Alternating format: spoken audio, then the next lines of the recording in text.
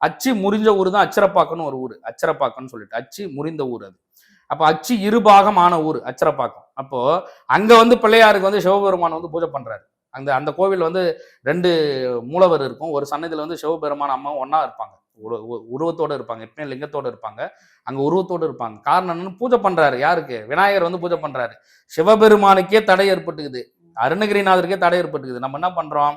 நமக்கு பிடிச்சிடுது இஷ்ட தெய்வம்னு சொல்லிட்டு அந்த விக்கிரகங்களை வாங்கிட்டு வந்து வச்சு போட்டோ வாங்கிட்டு வந்து வச்சு எடுத்த உடனே அவங்களுடைய பூசா விதி பண்ணக்கூடாது. அதுதான் நான் என்ன சொல்றேன்னா, பூசா விதி தெரிஞ்சு பண்ணுங்க. நீங்க எந்த தெய்வங்களோனாலும் வாங்கி உள்ள வச்சுங்க.